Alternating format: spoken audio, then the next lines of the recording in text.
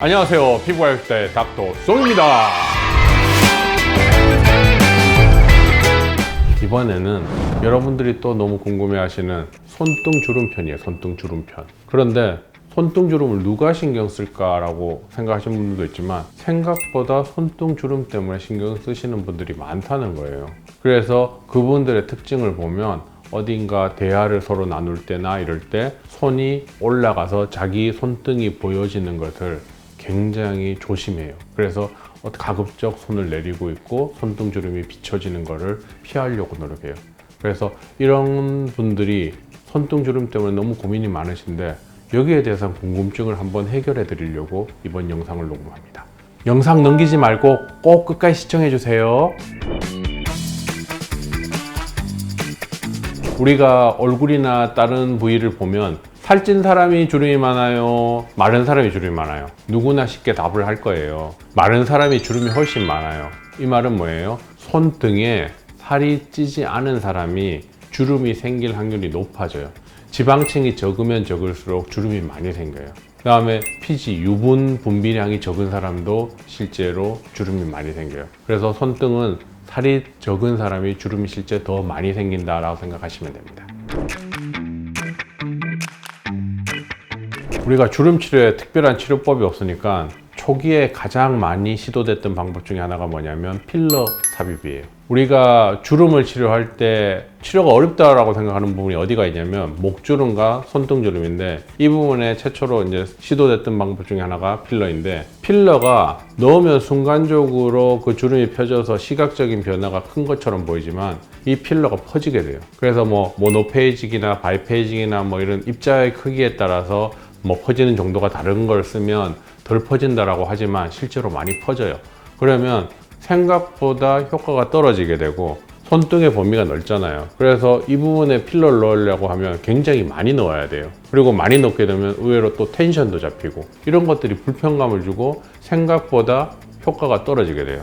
넣는 순간 시각적인 변화를 크게 줄 수 있는데 반해서 지속 시간이라든지 만족도가 많이 떨어지게 돼요. 그래서 제가 과거에 몇 번 해봤는데 환자들 만족도가 많이 떨어졌어요. 결론은 손등주름의 필러 사용은 장점은 즉각적인 효과, 단점은 지속 효과가 짧아져서 만족도가 떨어진다는 거 기억하세요. 손등주름 치료에 접근하는 방법이 선생님마다 다르신데 본원 같은 경우 복합 레이저 치료를 통해서 치료를 하게 됩니다. 복합 레이저 치료를 하게 되면 콜라겐 리모델링을 통해서 진피의 양을 증가시켜주고 피부의 텐션을 만들어내요. 그러니까 주름이 생각보다 많이 좋아지게 되죠. 그 다음에 또한 유지기간도 길어지게 돼요. 그래서 만족도는 점점 올라가게 되겠죠. 아시겠죠? 손등주름과 손가락주름 둘 다 치료가 쉬운 부분은 아니에요. 하지만 어느 쪽이 더 어려운가 물어보신다면 생각을 해보세요. 어느 쪽이 우리가 사용할 때 주름이 더 많이 질까요?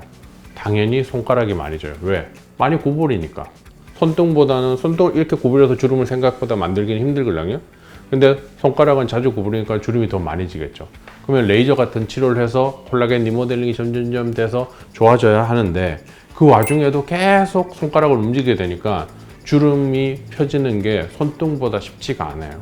움직임이 덜한 부분은 주름 치료를 했을 때 결과물이 상대적으로 되게 좋게 나오는데 반해서 움직임이 많은 데 부분은 상대적으로 되게 변화가 조금씩 일어난다는 거. 그래서 당연히 손가락 주름 치료가 손등 주름 치료보다는 어렵다. 기억하셔야 됩니다. 물론 자외선이 주름을 만드는데 일조하긴 해요. 특히 UVB라든지 UVA 같은 어떤 자외선들은 주름을 광노화를 가속화시켜요. 그래서 자외선 차단제를 바르면 그런 자외선들을 막아주니까 약간의 주름 생기는 걸 막아줄 수 있지만 자외선 차단제가 근본적으로 주름이 생기는 걸 막아주진 못해요. 물론 자외선 차단제에 보습 기능이 있어서 어느 정도 예방 효과를 만들 수는 있지만 자외선 차단제 자체만으로 주름이 생기는 걸 막을 수가 없어요. 그래서 차라리 주름 치료라든지 주름 생기는 걸 예방하기 위해서는 자외선 차단제보다는 핸드크림이 더 유용할 거라고 생각을 합니다. 이번 사례는 40대 초반의 여성분입니다. 이분은 유전적으로 가족들이 전부 손등주름이 심하세요. 그래서 손등 치료에 대해서 늘 생각을 하고 고민을 하고 했는데 손등 치료에 어떤 좋은 방법이 있다라고 검색을 해도 안 나오니까 치료를 포기하고 사셨어요. 뭐 필러 치료도 찾아봤겠지만 그 필러 치료는 지속 효과가 너무 짧은 문제, 이런 것들 때문에 어떤 치료에 대해서 고민을 하다가 본원에 우연찮게 오시게 되었고, 이래서 레이저 치료를 권해받고 치료를 하게 되셨는데, 사진에서 보는 것과 같이 우측손을 먼저 보시면 5회 치료 후에 자잘한 어떤 주름들이 많이 펴져 있는 게 보여요. 그죠? 그 다음에 좌측 손등도 보면 5회 치료 후에 그 쭈글쭈글한 주름들이 많이 펴져 있어요. 그리고 치료가 끝날 때 이렇게 많이 변화가 나타날지는 상상도 못했다라고 얘기를 하세요. 그래서 만족도가 굉장히 높았습니다. 평소에 손에 주름이, 손등에 주름이 안 생기게 하는 방법, 어떤 방법이 있을까? 우선 첫 번째, 손이 건조해지면 안 돼요. 건조해지는 걸 막는 방법 중에 가장 쉬운 방법은 뭘까? 우선 첫 번째, 핸드크림을 자주 사용하면 건조해지는 걸 좀 막을 수 있고요. 물이 증발할 때 건조해지기 때문에 그때 크림을 또 잘 이용하셔야 돼요. 그리고 설거지 같은 거 할 때 반드시 장갑을 끼고 해서 설거지를 하셔야지, 뭐 그냥 맨손으로 이렇게 했다가는 이게 또 건조해지면서 주부습진이라든지 주름이 많이 생기게 되겠죠. 물론 생활하는 공간에서 건조한 환경에 자주 노출되면 안 좋기 때문에 방의 습도도 어느 정도 중요한 환경의 하나예요. 결론은 손등주름 예방은 첫째도 보습, 두 번째도 보습, 세 번째도 보습 꼭 잊지 마세요. 이번 방송은 여러분들이 많이 궁금해하시는 손등주름 치료에 대해서 알아봤습니다. 궁금증 해결되셨죠? 다음에는 여러분에게 더 도움이 되는 유익한 정보로 찾아뵐게요. 안녕.